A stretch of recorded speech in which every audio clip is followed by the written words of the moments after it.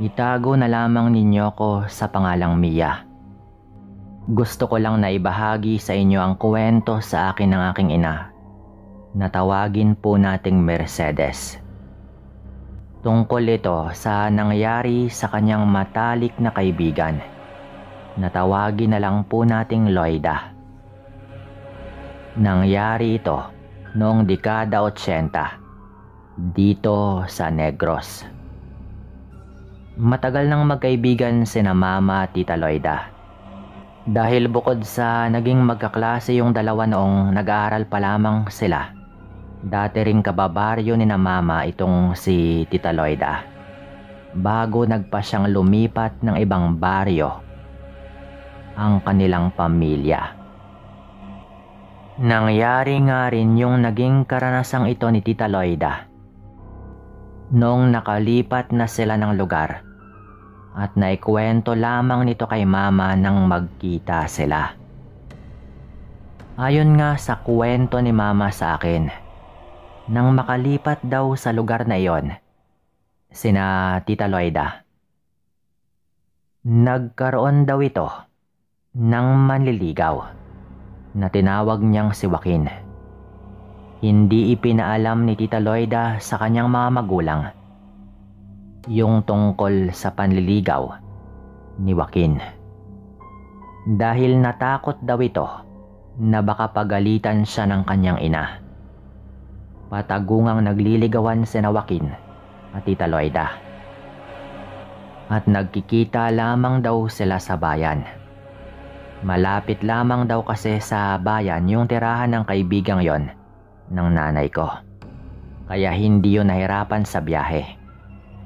Dahil hindi rin ganoon kalayo yung baryo nila sa baryo ni na Mama, pinupuntahan pa nga ni Tita Loida yung aking ina upang isama ito sa tuwing nakikipagkita siya kay Joaquin. Dahil ang paalam daw ni Tita Loida sa kanyang mga magulang ay pupuntahan niya si Mama sa kanilang bahay. Dahil hindi rin ganoon kalayo yung baryo nila sa baryo ni na Mama, isang pagkakataon nga noon, nagulat si Mama nang paglabas niya ng kanilang bahay ay nakita niyang naglalakad patungo sa kanila ang kanyang kaibigan. "Anong ginagawa mo rito, Loida?" Tanong daw ni Mama nang makalapit sa kanya ang kanyang kaibigan. Dahil nakalimutan ni Mama na araw yon ng pakikipagkita ni Tita Loida sa kanyang manliligaw. "Samahan mo naman ako, Mercedes. Magkikita kasi kami ni Joaquin doon sa bayan."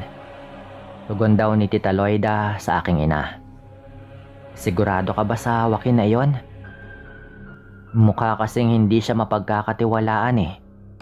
Hindi mo pa naman siya lubusang kilala, di ba?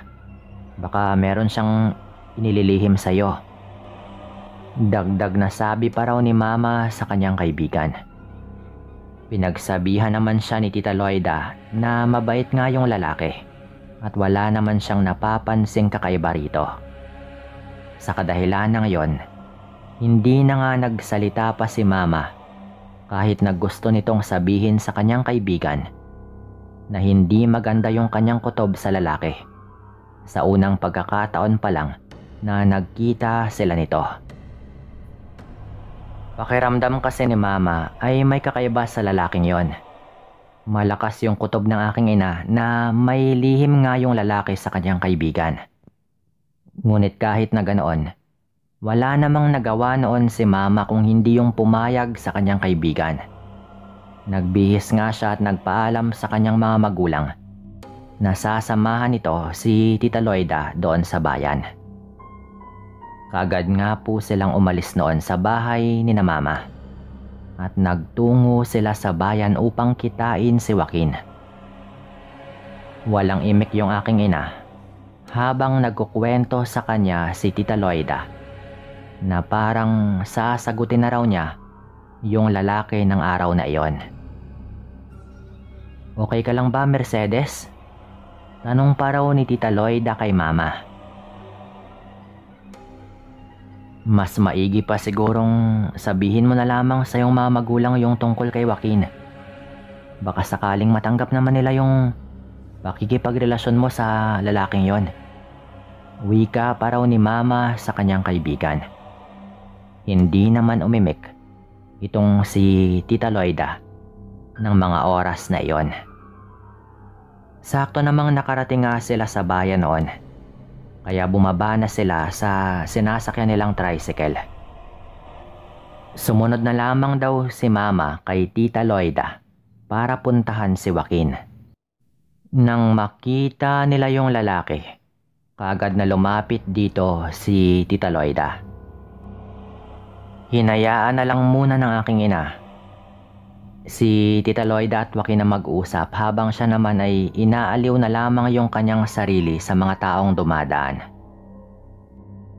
Makalipas nga yung halos 2 oras na pag-uusap noon ng dalawa, niyaya na ni Tita Loida si Mama na umuwi.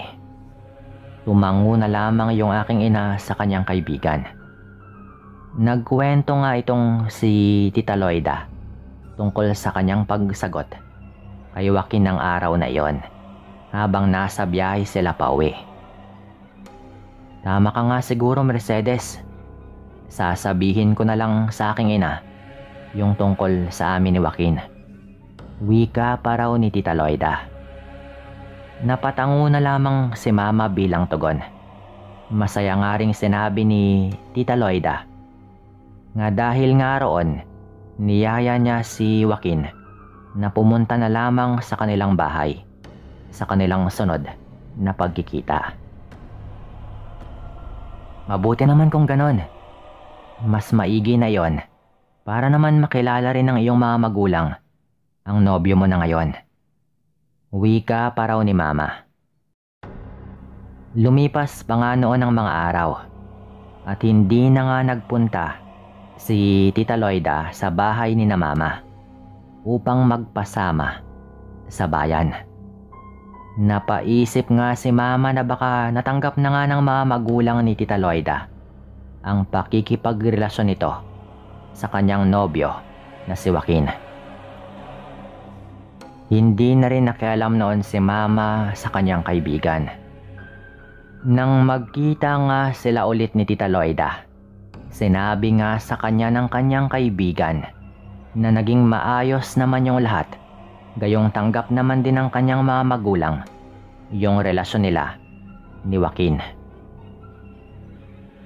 Ilang ulit ng araw na nakapunta sa bahay nila yung lalaki. Laking tuwa naman ni Mama dahil masaya raw si Tita Loida sa kanyang nobyo. Makaraan yung ilang linggo noon, hindi na muling nagkita sina Mama at Tita Loida.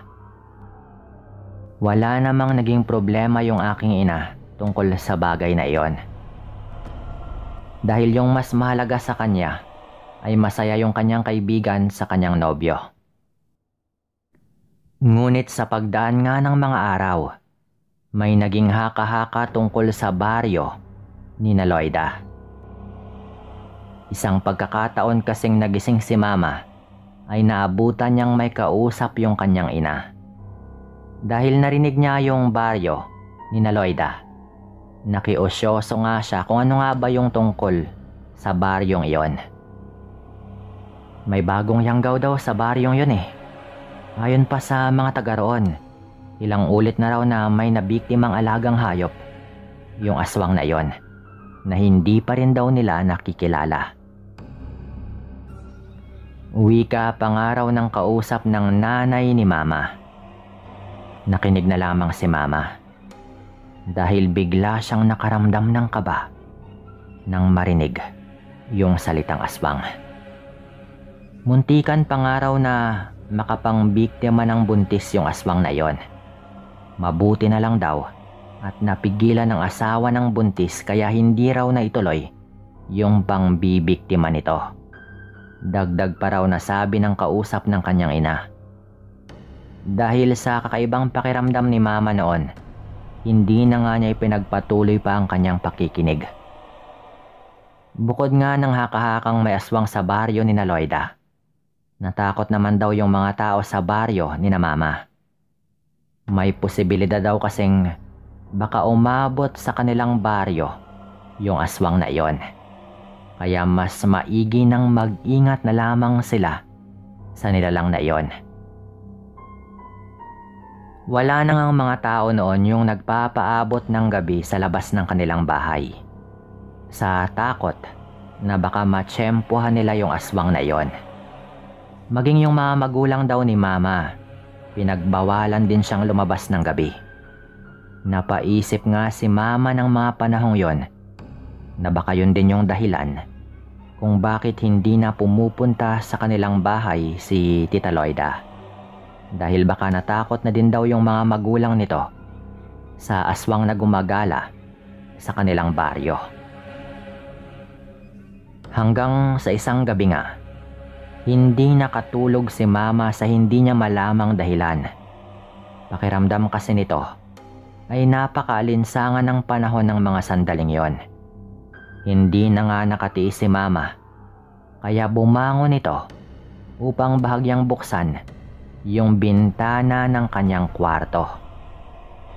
Habang ninanamnam niya ang malamig na hangin na dumadampi sa kanyang balat, napapatingin daw siya sa paligid. Walang ano-ano, bigla raw siyang natigilan nang may matanaw siya sa isang bahagi ng daan. Maliwanag yung sikat ng buwan ng gabing yon, kaya kahit papano ay hindi ganon kadilim sa parteng yon kung saan nga niya natatanaw na may nakatayong tao. Base nga sa bulto ng katawan nito, parang pamilyar daw yon sa aking ina. Loida? Sambit pa raw ni Mama sa pangalan ng kanyang kaibigan. Dahil pakiramdam niya ay si Tita Loida nga yung taong nakatayo roon. Dali-daling ang isinara ni Mama ang kanyang bintana at nagpa siyang lumabas sa kanyang kwarto. Ninais daw niyang kumpirmahin noon kung si Tita Loida nga ba ang nasa labas ng kanilang bahay. Napaisip nga yung aking ina na kung sakaling yung kaibigan niya yon ay ano naman kaya yung ginagawa nito roon ng ganong oras ng gabi. Bago tuluyang lumabas ng kanilang bahay, ay napasili pa raw si Mama sa bintana ng kanilang sala upang tignan kung naroroon pa rin yung taong kanyang nakita. At nang makita niyang nakatayo pa rin ito doon, nagpa siya ng araw siyang lumabas ng bahay. Nang makalabas ng araw siya, dahan-dahan pa niyang isinara yung pinto ng kanilang bahay. Ngunit sa kasamaang palad, biglang nagsara at nakagawa pa siya ng ingay. Sa hindi inaasahan ay biglang nakaramdam ng kakaibang kaba yung aking ina habang nakatayo sa tapat ng kanilang pinto. Ngunit kahit na ganoon, nang ibabaw daw sa kanyang sistema ang pagnanais na alamin kung si Tita Loida nga ba yung kanyang nakikita. Nagtataka man siya kung ano nga bang ginagawa ng kanyang kaibigan doon kung sakaling siya nga ito. Winaksi na lamang niya yon sa kanyang isipan. Dahan-dahang naglakad si Mama patungo doon sa kinaroroonan ng taong yon. Kahit pa na hindi raw siya sigurado kung ano nga bang mangyayari sa kanya. Habang papalapit ng papalapit doon si Mama, mas bumibilis yung tibok ng kanyang puso dahil sa magkahalong kaba, takot na bumabalot sa kanyang sistema. Ngunit kahit na ganoon, hindi na siya umatras pa hanggang sa tuluyan na nga siyang nakalapit sa taong yon. Napagtanto nga niyang umiiyak yung taong yon.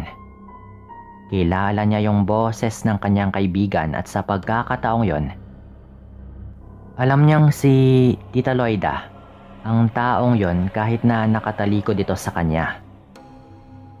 Loida, anong ginagawa mo rito? Gabi na. Okay ka lang ba? Tanong pa raw ni Mama nang mapahinto siya, isang dipayong layo sa kanyang kaibigan. Hindi raw ito tumugon sa kanya bagkus ay napahagulgol na lamang daw ito. Akmang lalapit pa sana noon si Mama kay Tita Loida, ngunit natigilan ito nang biglang humarap sa kanya yung babae. Napatras ng makailang hakbang si Mama nang makita nito yung mukha ng kanyang kaibigan. Anong nangyari sa'yo, Loida? Bakit ganyan yung mukha mo? Bakit duguan ka? Takot na tanong pa daw noon ni Mama sa kanyang kaibigan. Tulungan mo ako, Mercedes. Tulungan mo ako. Ayokong maging ganito ako. Wika pa daw noon ni Tita Loida, habang humahakbang papalapit kay Mama. Sa takot naman ng aking ina sa kanyang kaibigan, ay napatras daw siya habang lumalapit itong si Tita Loida sa kanya. Paulit-ulit daw na sinasabi ni Tita Loida kay Mama na ayaw niyang maging ganon. Nung una ay hindi maintindihan ni Mama kung ano nga bang ibig sabihin ni Tita Loida. Ngunit naisip ni Mama yung tungkol sa aswang sa kanilang baryo. Napailing si Mama nang maisip nito na baka si Tita Loida pala yung aswang na iyon. Ngunit pinatunayan nga ng kanyang kaibigan sa kanya na totoo yung bagay na kanyang iniisip tungkol dito. Walang ano-ano kasi noon, bigla raw na naglaway itong si Tita Loida habang nanlisik ang kanyang mga matang nakatingin kay Mama. Nagwika raw yun, ngunit paunti-unting nagiging garalgal yung boses nito. Patuloy itong lumapit sa aking ina, kaya patuloy rin yung pag-atras ni Mama papalayo rito. Sa hindi inaasahan noon, biglang natumba si Mama at napaupo sa lupa dahil nataliso daw ito sa batong hindi nga niya nakita. Bakit, Loida? Bakit ka naging aswang?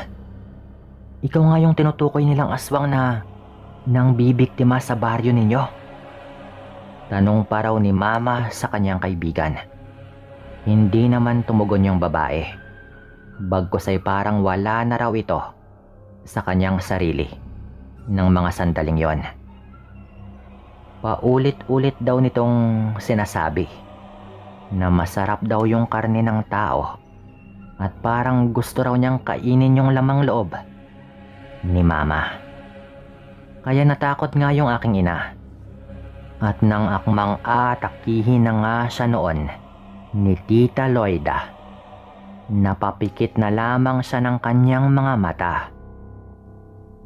Ngunit narinig niyang parang napahiyaw yung babae na animoy isa itong baboy na kinakatay. Layuan mo yung anak ko. Papatayin kitang halimaw ka.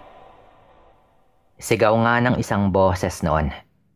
Laking pasalamat naman noon ni Mama nang mapagtantong yung kanyang ama yon na may hawak pang armas. Kaya't hindi nga raw nagdalawang isip noon si Lolo. At nagawa nga raw niyang tagain yung aswang na yon. Mabilis naman daw na umalis noon si Tita Loida na may tama na nga ng taga sa kanyang braso. Kaagad na bumangon si Mama at tumakbo sa kanyang ina na naroroon na rin daw noon. Pumasok sila sa kanilang bahay at nagkwento si Mama tungkol sa nangyari. Labis raw na natakot si Mama kay Tita Loida ng gabing yon. Naawa rin daw ito sa kalagayan ng kanyang kaibigan. Hindi na rin naman bumalik si Tita Loida ng gabing yon. Ngunit hindi nakatulog si Mama sa pag-iisip kung bakit naging aswang yung kanyang kaibigan. Kinaumagahan nga noon, nagpa siya si Mama na puntahan yung bahay ni Loida. Nakita nga niya ang kanyang kaibigan na nakakadena at tila wala sa kanyang sarili. Nang tanungin nito ang mga magulang ni Loida kung ano nga bang nangyari dito, sinabi ng mga ito sa kanya na nahawaan daw ito ng kanyang naging nobyo sa pagiging aswang. Naalala nga ni Mama si Joaquin, kaya pala masama yung kanyang kutob sa lalaki. Dahil tama siyang may kakaiba sa lalaking yon. Marahil ay bago pa man siya sagutin ni Tita Loida, ay nagawa na nga nitong simulan yung kanyang pagpapahawa ng pagkaaswang.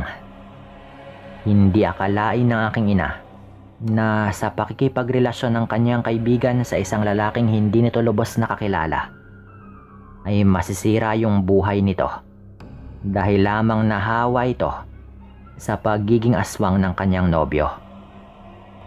Wala namang magagawa noon si Mama kung hindi tanggapin ang naging kapalaran ng kanyang kaibigan na muntikan pa nga sanang makapangbiktima sa kanya. Yun na rin po yung huling kita ni Mama kay Tita Loida na buhay. Dahil ang huling balita kasi niya sa pamilya nito ay hindi raw kinaya ng katawan ni Tita Loida. At bumigay nga raw yung katawan nito. Dahil talagang hindi niya nakayanan yung pagkaaswang na tuluyan na ngang nabuo sa kanyang katawan. Ganoon na lamang daw yung pag-iyak ni Mama noon nang marinig nga niya yung balita. Agad rin daw yun na nailibing, na hindi man lang niya nakita pang muli yung mukha ng kanyang kaibigan. Ganoon pa man, iniisip ni Mama noon na baka yun nga yung mas makakabuti sa kanyang kaibigan kaysa magdusa pa ito sa sumpa ng pagiging aswang. Dito ko na rin po ito tatapusin at maraming salamat sa inyong lahat.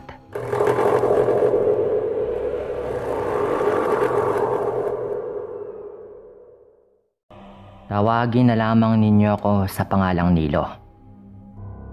Gusto ko lang ding ikuwento yung tungkol kay Mang Benjamin. Isang dayuhan sa aming baryo at kilala bilang tendero ng masarap na siopaw. Siya nga pala, hindi ko na lang babanggitin kung saang baryo ito. Basta nasa may bandang Bohol po kami. Mag-isang naninirahan sa kanyang bahay si Mang Benjamin simula nang lumipat ito sa aming baryo. Dahil wala pang masyadong kabahayan noon, nagpatayo ito ng kanyang tahanan malapit sa magubat na parte ng nayon. Paggawa at pagtitinda ng siopaw yung kanyang ikinabubuhay noon. Nilalako niya ito sa bayan at kung saan mang baryo siya abutin para maubos yung kanyang panindang siopaw.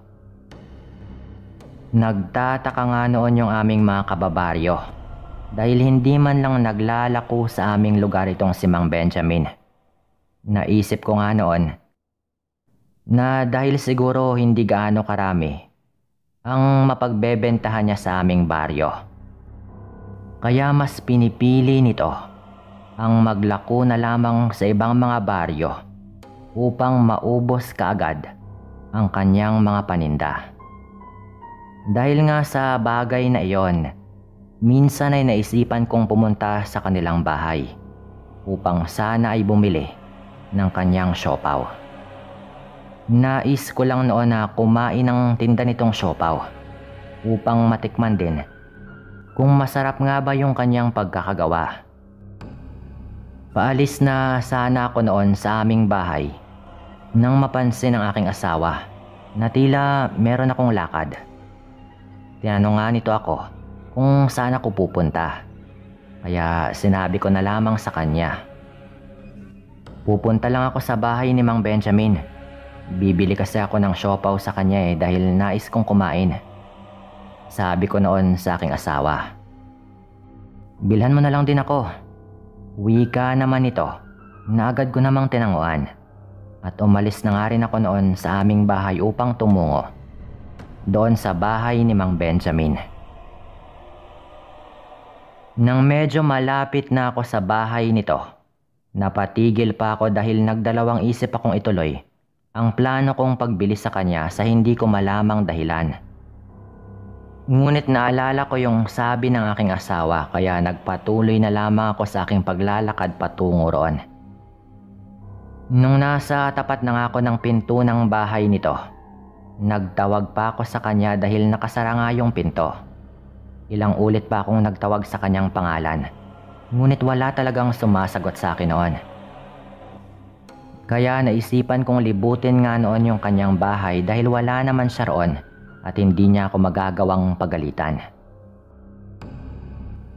Habang nililibot ko ang kanyang bahay, pansin kong may kakaibang samyo ng hangin na naaamoy ko. Ngunit kahit na ganoon, nagpatuloy pa rin ako sa pag-aligid doon at napatigil na lamang ako nang may nakita akong bakas ng dugo sa may dingding ng kanyang bahay na malapit sa kanyang pintuan. Nakaramdam ako ng kakaibang kaba dahil maraming dugo yung naroroon. Dahil nababahala rin ako na baka mahuli ako ni Mang Benjamin. Nagpasya na lamang akong umalis doon at bumalik na lamang sa aming bahay. Habang naglalakad ako pauwi, hindi mawala sa isip ko ang dugong nakita ko sa bahay ng bagong salta naming kababaryo. Napapaisip ako kung bakit merong dugo roon. Hindi ko alam pero iba yung aking naging kutob ng mga oras na yon. Dahil sa pag-iisip habang naglalakad, hindi ko na malayan na may makakasalubong ako. Nang tignan ko yon, napagtanto kong si Mang Benjamin pala yon. Nang magkasalubong nga kaming dalawa, binati pa po nito ako. Kaya napangiti na lang din ako sa kanya. Pansin kong meron itong dalang malaking lalagyan. Kaya napahinto ako at tinawag ko ito. Nilingon naman ito ako, tsaka nginitian. Dahil iniisip kong baka siopaw yung kanyang dala, nagtanong nga ako at sinabihan siyang gusto ko ring bumili. Subalit agad siyang napailing at napawika. Naku, hindi ito siopaw. Iba kasi yung laman ng lalagyang ito eh. Wika po nito kaya napatango na lang din ako. Noon din ay sinipat ko ng maigi yung kanyang lalagyan at may napansin akong maliit na bahid ng dugo roon. Dali-dali naman niyang pinunasan yon nang makita niyang nakatitig ako roon. Nabalisa yung lalaking yon at agad nga itong nagpaalam. Hinayaan ko na lamang ito at nagpatuloy na lang din ako sa aking paglalakad pauwi sa aming bahay. Pagkarating sa aming bahay, tinanong ako ng aking asawa kung bakit wala akong dalang siopaw. Sinabi ko na lamang sa kanya na wala nga si Mang Benjamin sa kanyang bahay. Kaya hindi ako nakabili. Hindi ko na muna sinabi sa aking asawa yung tungkol sa mga napansin ko at nakita doon sa bahay ni Mang Benjamin. At maging sa kanyang lalagyan nang makasalubong ko ito sa daan para hindi nga mabahala yung asawa ko. Simula ng araw na iyon, napaisip ako na baka kung may anong nangyayari sa bahay ni Mang Benjamin. Malakas kasi yung aking kutob noon na baka hindi lamang dugo ng hayop ang bakas na nakita ko sa kanyang bahay. Sumagi rin naman sa aking isipan yung tungkol sa kung ano mang ginagamit niya sa paggawa ng siopaw. Ngunit mas nang ibabaw sa akin na baka may iba pang ginagawa yung lalaki bukod doon. Dahil sa kuryosidad ko noon, nagpasya akong alamin kung may ibang ginagawa nga ba si Mang Benjamin o baka wala naman. Nagtataka rin kasi ako kung bakit hindi man lang siya naglalako ng siopaw sa baryo namin at dinadala pa niya sa ibang mga lugar, gayong may mga taga-baryo rin naman na nais ring bumili ng kanyang itinitinda. Isang beses, nagpaalam ako sa aking asawa na tutungo ng bayan. Hindi na rin naman nagtanong pa yung aking asawa kung ano nga ba yung gagawin ko roon. Kaya umalis na lamang kagad ako sa aming bahay. Nung nasa bayan na nga ako, hinanap ko noon kung saan nga ba pumupwesto si Mang Benjamin sa tuwing nagtitinda ito roon. May nakausap pa nga akong isang tao na minsang nakabili ng siopaw kay Mang Benjamin. At ayon pa rito, masarap daw yung siopaw ni Mang Benjamin, lalo na raw yung nasa loob nito. Dagdag pa nga ng taong yon, masarap raw yung karneng ginamit ng lalaki bilang palaman ng kanyang ibinibenta. Kung tutuusin daw, wala pa siyang natitikmang ganong kasarap na karne. Ngunit sa lahat ng kanyang sinabi, isa lamang yung tumatak sa aking isipan. Yun ay yung tungkol sa pagiging aswang daw ni Mang Benjamin. Nagtaka ko kung paano niya nasabi yon, kaya nagtanong ako sa kanya tungkol doon. Hindi na rin nagtitinda rito yung lalaking yon. Hindi na namin alam kung saan na nga ba ito nagtitinda ngayon. Marami na kasi yung takot sa kanya dahil sa mga kwento-kwentong aswang daw ito. Kaya raw masarap yung siopaw nito dahil may sekreto siya, at yun nga raw ay karne ng tao na ginagamit niya sa kanyang siopaw na ginagawa. Kwento pa nga ng lalaking yon. Hindi ako nakapagsalita dahil doon. Dahil sa napag-alaman ko sa lalaking yon, namuo nga yung kuryosidad sa aking sistema. Napagpasyahan kong alamin kung totoo nga ba yung sinasabi nilang aswang, itong si Mang Benjamin. Kinagabihan, hindi ako makatulog dahil sa kakaisip kung paano ko aalamin na aswang nga ba si Mang Benjamin. Sa kalagitnaan ng aking pag-iisip, may naulinigan akong ingay sa may labas ng aming bahay. Napatingin pa ako sa aking asawa na noon ay mahimbing nang natutulog. Bago ako bumangon upang alamin kung ano nga ba yung pinagmumulan ng ingay na iyon. Nang makabangon na ako, sumilip ako sa may bintana ng aming kwarto. Nung una ay wala akong nakikitang kakaiba. Ngunit naririnig ko pa rin yung ingay na animoy may hinihila sa lupa. Makalipas nga yung ilang sandaling pagmamasid, may natanaw ako sa hindi kalayuan. Sino namang naglalakad ng ganitong oras ng gabi? Tanong ko pa noon sa aking sarili matapos makitang pasado 11:00 na nga rin yon.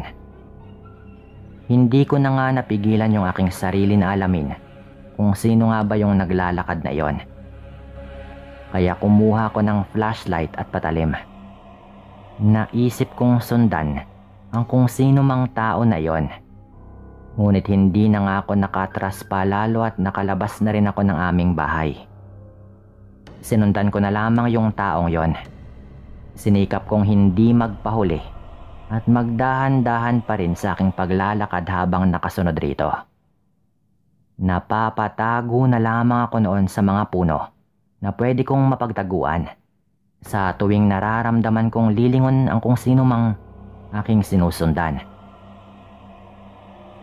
Hila-hila pa rin ito ang kung anumang laman ng sako. Inakala ko talaga na tao yung sinusundan ko. Nagulat na lamang ako noong napahinto ito sa kanyang paglalakad at nasipat ko siya ng mabuti. Halos hindi ako makagalaw noon sa aking pinagtataguan nang mapansin kong kakaiba yung nilalang na iyon. Mahahaba pala yung kanyang kamay at paa at kulubot na kulubot yung kanyang mukha. May maitim na balahibo ang kanyang katawan at naniningkad pa dahil sa kaunting liwanag ng buwan. Ganoon na lamang yung takot na aking naramdaman nang magpalingalinga ito sa kanyang paligid. Panay rin yung pagsinghot nito na animoy inaalam kung meron nga bang nakasunod sa kanya. Kaagad na lang akong napatago noong mapalingon siya sa aking kinaroroonan at halos himatayin ako dahil sa takot ng mga sandaling yon. Hindi ko alam kung nakita ba nito ako o hindi. Ngunit laking pasalamat ko na lamang nang magsimula ulit itong maglakad habang hila-hila yung kanyang dalang sako. Noon din mismo, sumagi sa isipan kong aswang yon at ang hila-hila nitong nasa loob ng sako ay baka katawan ng tao. Nagdalawang isip na akong ituloy ang pagsunod rito dahil sa takot na mahuli at mabiktima rin ng nilalang na iyon. Ngunit hindi ko nagawang ihinto yung pagsunod rito, lalo na't ninais kong malaman kung sino nga ba yung aswang na iyon at ang kanyang posibleng biktima. Patuloy nga akong sumunod doon sa nilalang na iyon hanggang sa napansin kong pamilyar yung kanyang daang tinatahak. Patungo ito sa bahay ni Mang Benjamin. Nagtaka nga ako noon at napatanong sa sarili ko. At hindi nga ako nagkamali doon dahil sa patuloy kong pagsunod rito. Dinala nga nito ako sa bahay ni Mang Benjamin. Inakala kong hindi alam ng nilalang na nakasunod ako. Kaya nang masiguro kong sa bahay nga ni Mang Benjamin kami tutungo, nagpasya na rin akong umalis doon. Ngunit hindi pa man ako nakakaalis noon sa aking pinagtataguan, ay may biglang lumundag sa aking harapan. Sa pagkakataong yon, nakita ko ng malapitan yung aswang. Galit na galit ang mapupula nitong mga mata habang nakatingin sa akin. Nakalabas yung kanyang pangil na kung kakagat man ay mahirapan akong makawala. Inangilan ako ng nilalang, kaya bahagya nga akong napatras at hindi ko alam yung aking gagawin noon. Gayong wala na nga akong maatrasan pa dahil puno na nga yung nasa likuran ko. Lumapit sa akin yung aswang ng mga oras na yon at hinawakan ako nito sa leeg, tsaka sinubukang iangat sa ere. Medyo nahirapan na akong huminga dahil sa pagkakahawak nito sa aking leeg, kaya nagpupumiglas na nga ako noon sa kanya. Sinubukan ko siyang sipain ngunit hindi ko siya maabot, gayong naiiwasan niya yung aking pagsipa. Ilang sandali pa, ramdam ko na parang may tumutusok sa aking leeg. Nang mapagtanto kong marahil ay yung mahabang kuko niya yung tumutusok na iyon, sinubukan ko na nga pong gumalaw. Hinang-hina nga ako ng mga sandaling yon at pinipilit kong makawala sa aswang na iyon. Nang maisip ko yung patalim na aking dala at buong lakas ko po yung kinuha at nagawa ko po yung itarak sa kanyang braso. Dahil doon, napahiyaw ito at nabitawan nga nito ako. Hinabol ko naman yung aking hininga ng mga sandaling yon. Hindi na rin ako nagdalawang isip na tumakbo palayo. Nakita ko pang hinahabol niya ako noon kaya binilisan ko na nga yung aking pagtakbo. Nung nasa kalagitnaan na nga ako ng daan, napalingon ako at napag-alamang hindi humahabol yung aswang sa akin. Hindi na ako nagtagal pa sa labas at tumakbo na lamang ako pauwi ng aming bahay. Nang gabing yon, malakas po yung pakiramdam kong si Mang Benjamin talaga yung aswang na yon. Pero himalang nakauwi naman po ako noon. Hindi ko nagawang makatulog dahil sa aking naranasang yon.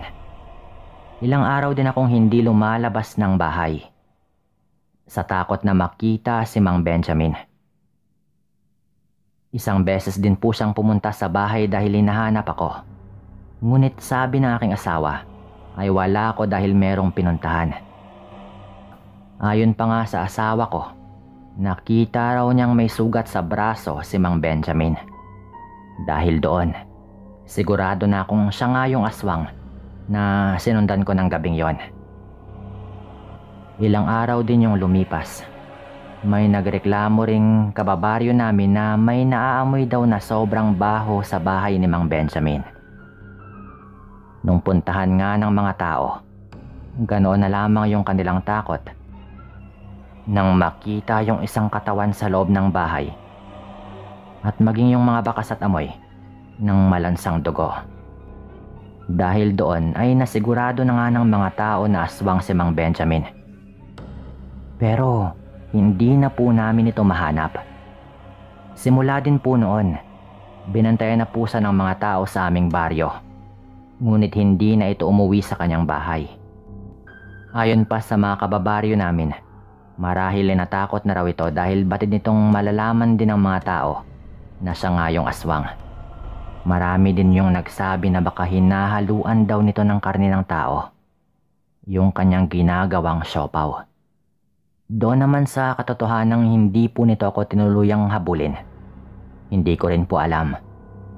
Siguro ay dahil mabait naman po ako sa kanya at nagdalawang isip rin po itong sundan pa ako. O baka natatakot rin po ito noon na baka may makakita sa kanya lalo at sigaw nga ako ng sigaw habang tumatakbo.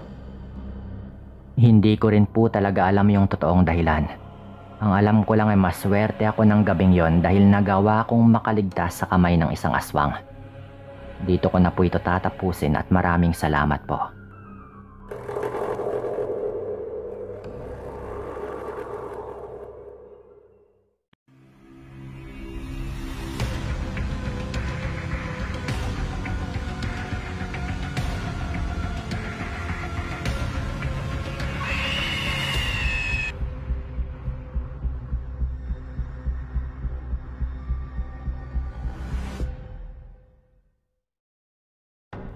Taong 1997 sa lugar ng Masbate, kung saan ako'y pinanganak at nagbinata, ay hindi ko lubos akalaing makararanas ako ng isang pangyayaring magpasa hanggang ngayon ay hinding-hindi ko makakalimutan. Hello sa inyo, Sir Dan. At sa lahat ng mga nakikinig sa inyong channel, tawagin niyo akong Romnick. Ang karanasang ibabahagi ko sa inyo ngayon ay nangyari noong nasa edad 19 pa lamang ako. Sa ganoong edad, aaminin kong medyo may pagkapasaway po ako noon. Matigas yung aking ulo at hindi ako nakikinig sa mga magulang ko tuwing pinangangaralan po nila ako. Dahil minsan 10 oras na ako nakakauwi o kaya naman ay 2 araw muna yung lumipas bago ako uuwi sa bahay namin. Tumatambay kasi ako sa mga kaibigan ko at nakikipag-inuman. O kaya naman ay sumasama ako sa bahay ng dalagang pinopormahan nila. Isang pagkakataon noon, habang nagkukwentuhan kaming magkakaibigan, sinabi sa amin ni Makoy na iniimbitahan siya ng kanyang dalagang pinopormahan sa tirahan nito. May gaganapin raw kasing kasiyahan. At kung maaari daw ay tulungan itong magkatay ng baboy yung ama ng babae, nang sa ganoon ay lulutuin na lamang yun kinabukasan. Tinanong ko naman siya kung anong meron at bakit maghahanda yung pamilya ng dalagang kanyang nililigawan. Ang sabi, karawan daw ng ina ni Marites kaya may handaan sa kanilang bahay. Tulungan ko raw na magkatay ng baboy yung kanyang ama dahil hindi makararating agad ang kanyang mga tiyuhin. Wika pa nga ng kaibigan ko. Dahil sa aming narinig ay sumang-ayon naman po kami at halos sabay-sabay po kaming nagsabi na, "Nako, okay yan. Mukhang mapapalaban na naman tayo nito sa inuman . Sambit pa namin noon. Sinaway naman kami ni Makoy at sinabihang kapag naroroon na kami ay wag naming ilabas yung aming pagkabalasubas dahil nakakahiya sa pamilya ni Marites. Isa pa, kailangan niyang magpa-good shot sa mga magulang ng dalaga. Kaya dapat daw ay maghinay-hinay lang daw kami at wag kaming maging magaslaw." Huwag kang mag-alala, tol. Pangako namin sa'yo yan, magpapakabait kami para magustuhan ka rin ng pamilya ni Marites. Saad pa nga ni Sandro dito. Natawa lang naman yung kaibigan namin at sinabing magkita-kita na lamang daw kami bukas ng hapon. Teka, bukas na pala yung alis natin? Tanong ko pa kay Makoy noon. Napakamot naman siya ng ulo at nagwikang nakalimutan niya rin palang banggitin na sa susunod na araw na gaganapin yung handaang yon. Kaya bukas na raw dapat ng hapon ay kailangan na naming pumunta sa bahay ni Marites. Dahil madaling araw pa lang daw ay kakatayin na nga rin yung baboy na ihahanda sa kaarawan ng ina ni Marites. Napatango na lamang ako at sinabi ko sa kanyang sige. At pupuntahan ko na lamang siya sa kanilang bahay. Ang iba pa naming kaibigan ay sumang-ayon rin. Matapos nga naming makapag-usap noon, nagkanya-kanya na kaming uwi. Kinabukasan, pasado 5:00 na ng hapon ako nakapunta sa bahay ng kaibigan ko. Kamuntikan ko na kasing makalimutang may usapan pala kaming magkakaibigan. Pagkarating ko nga sa bahay nila, naroroon na ang ibang kabarkada namin at ako na nga lang pala yung kanilang hinihintay. Pakamot-kamot pang nagtanong si Makoy kung bakit ang tagal ko raw. Humingi naman ako ng pasensya at sinabi yung totoo. O siya, tara na. Tara na. Anong oras na tayo makakarating nito sa bahay ni Marites eh? Pika pa nito sa amin. At nagpatiw na ngang maglakad. At sumunod naman po kami sa kanya noon. Sa paglipas ng mahigit 1 oras ay narating na rin namin yung bahay ng nililigawan ni Makoy. Nag-iisang bahay lamang yon sa malawak na lupain at may kalakihan po yon. Yun bang tipo ng bahay na may sinaunang Kastilang naninirahan sa bansa natin? Parang ganun po yung disenyo ng kanilang bahay. Magiliw kaming sinalubong ng isang dalagang napag-alaman nga namin na yun pala yung dalagang nililigawan ni Makoy. Dinala niya kami sa isang mesa kung saan may mga kalalakihang nakaupo at sa palagay ko ay nagiinuman ng mga yon. Bahagya pa akong napatras nang sa paglingon sa amin ng isa sa mga lalaking nakaupo ay may mga dugo-dugo pa ang karning kakasubo lamang nito sa kanyang bibig. Napawi na lamang yung pagkagulat ko nang magsalita si Marites at ipinakilala kami sa mga kalalakihan. Nalaman kong tsuhin niya ang lalaking nakita kong kumakain ng karning parang hilaw pa. Inisip ko na lamang noon na baka ganun lang talaga sa lugar na kanilang tinitirhan. Hilaw na karne yung kanilang ginagawang pulutan imbis na luto. O baka imahinasyon ko lamang yung aking nakita. Diba ang sabi mo tol, kaya ka inimbita ni Marites dahil walang katulong magkatay ng baboy yung kanyang ama? Bakit marami namang kalalakihang naroroon sa labas? Tanong ko sa kaibigan ko nang dinala kami ni Marites sa loob ng bahay at sandaling iniwan. Yun nga rin yung pagkakaalam ko eh. Pero baka naman napaaga lamang yung dating ng kanyang mga kaanak. Tugon naman po nito sa akin. Napatango na lamang ako at nagsabing baka nga ganun talaga yung nangyari. Magiliw kaming hinaina ng pagkain ng ina ni Marites. Nakangisi pa nga yung nagwikang kumain lang raw kami ng kumain at wag nang mahihiya. Na para pong labis po itong nasisiyahan nang makita kami. Nung tignan ko nga yung pagkaing nakahain, purong karne po yung mga yon. Sa parteng yon palang Sir Dan, ay nagtataka na ako. Dahil sa ang buong akala ko ay sa madaling araw pa magkakatay ng baboy para may karning ihahanda bukas sa kaarawan ng nanay ni Marites. At bakit halos lahat ng mga nakahain ay puro ng mga karne? Pagkatingin ko sa dalagang nasa tabi ng nanay nito, ay agad po itong umiwas ng tingin. Magtatanong pa sana ako nang sa bigla na lamang akong tinapik ni Sandro at sinabing kumain na at masarap umano yung nilutong ulam ng ina ni Marites. At kapag natikman ko daw yon ay hindi ko pagsisisihan. Sumenyas naman si Makoy na kumain na at wag nang magtanong pa. Baka mamaya raw ay lalamig na yung pagkain. Masama yung pinaghihintay yung grasya. Titig na titig pa rin yung matanda at si Marites sa akin na para bang hinihintay nilang kumain na nga rin ako. Kaya naman kinuha ko na nga yung plato at nagumpisa ng magsandok ng pagkain. Nung nagumpisa na akong kumain, ramdam na ramdam kong napakalambot ng karne.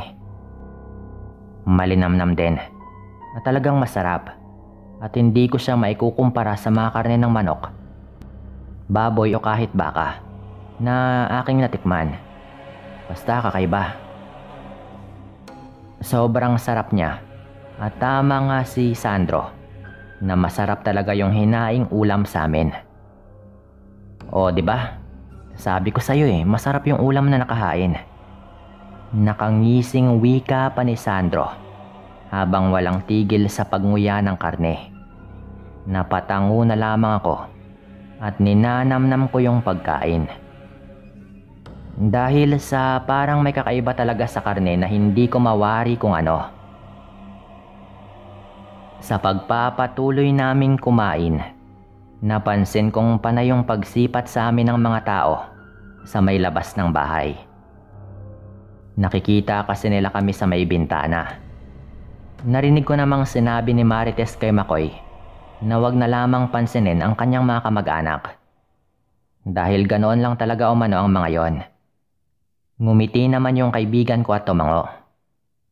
Nang matapos kaming kumain, inaya kaming mag-inuman ng ama ni Marites. Pinaunlakan naman namin yung kanyang paanyaya dahil sa yun naman talaga yung aming sadya. Kaya sumama kami kay Makoy. Sa paglipas po ng mga oras, Sir Dan, naramdaman kong medyo tinamaan ako ng alak. Kaya naman nakikinig na lamang ako sa kanila. Samantalang yung mga kaibigan ko naman ay walang tigil sa pakikipagbiruan sa mga kamag-anak ni Marites. Si Makoy naman ay seryosong kinakausap yung ama ng dalaga. At sa nakikita ko ay mukhang magkasundo na nga yung dalawa. Mukhang nakuha na kaagad ni Makoy yung loob ng mga magulang ni Marites. Dahil sa magiliw na yung nakikipagkwentuhan. Panaka-naka namang nakikipagkwentuhan yung nanay ni Marites kay Makoy sa tuwing naghahati dito ng pulutan. Maya-maya pa sa hindi sinasadya ay nabaling yung aking atensyon sa tsuhin at sa iba pang kaanak ng dalaga na nasa harapan ng mesa. Dahil napansin ko na parang nag-iba yung kanilang mga mata at parang biglang naging kulay pula. At tila ba ng ulobot ang mga itsura at nagkaroon ng balahibo na animoy kakaiba. Panay na rin yung pagkamot nila sa kanilang katawan na para bang nahigad kaya't hindi mapalagay. Kaya napakusot nga ako at kinurap ko yung mga mata ko dahil naisip kong baka dala lamang yun ang kalasingan ko. Kaya naman kung ano-ano na yung nakikita ko. Kung hindi nyo po kasi naitatanong, sa pamamagitan ng liwanag ng buwan, ay klarong-klaro ko po silang nakikita sa aking kinapopwestuhan. Pero nung matapos kong ikinurap-kurap yung aking mga mata, ay normal naman pala yung mga mata at itsura ng mga kaanak ni Marites. Kaya nga lang ay napapansin ko na kakaiba po yung kanilang boses. Para na yung mga asong nagagalit habang umaangil. Nagulat naman ako nang mabilis na kaming hatakin ni Marites at ng kanyang ina at agad na pinapasok na sa loob ng kanilang bahay. Subalit bago pa man ako makaalis sa kinaupuan ko, ay may mahabang mga kuko at mabalahibong kamay yung humawak sa akin noon.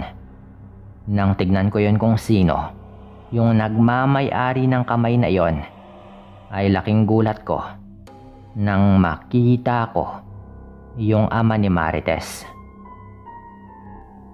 Ipasok mo sila sa loob ng bahay, dalian nyo na. Mahinahon pa po nitong utos. Pero para bang pilit na pinipigilan nito ang kanyang sarili. Mabilis namang hinatak ako ng nanay ni Marites at agad na po kaming ipinapasok sa loob ng bahay. Pagkapasok po namin, dire-diretso na kami sa kwarto ng dalaga. Dahil sa takot ko, ay mabilis na akong nagkubli sa gilid ng higaan. Anong klaseng nilalang ang nakita ko? Kakaiba yun. Rinig kong nauutal-utal ng tanong ni Makoy sa dalaga. Napayuko naman yung dalaga at nagsabing angkan sila ng mga aswang. Ang lahat ng nakikita naming kaanak nilang nasa labas ay puro umano mga aswang. Napamura naman si Sandro at nagwikang, anong dahilan? At bakit mo inimbita yung kaibigan namin dito? Bakit? Balak mo bang ipakain siya sa mga kauri mo? Magkakasunod namang umiling yung dalaga at nagsabing gusto lang daw niyang ipakita kay Makoy kung ano yung lihim ng kanilang pamilya. Dahil sa lahat daw ng masugid na maliligaw niya, ay si Makoy lamang yung kanyang natipuhan. Kaya't bago niya ito sagutin, nais raw niyang malaman ni Makoy kung anong klase nga sila at doon na magpasya si Makoy kung itutuloy niya pa ba yung kanyang panliligaw. Isa pa ay kagustuhan rin ng kanyang mga magulang na makilala pa nila ng lubusan itong si Makoy. At gusto rin daw ng mga yon na malaman kung ano nga ba yung magiging pasya ni Makoy pagkatapos ng gabing yon. Wala naman akong balak na saktan kayo. Ipinaliwanag ko na rin yan sa mga kaanak at pamilya ko. Ang gusto ko lang talaga ay malaman kung totoong seryoso ba itong si Makoy sa kanyang nararamdaman matapos niyang masaksihan yung mga pangyayaring ito. Nakayukong wika pa ni Marites at hindi makatingin. Hindi naman umimik si Makoy sa sinabi ng dalaga. Bagkus ay tahimik lamang itong nakatitig sa pintuan.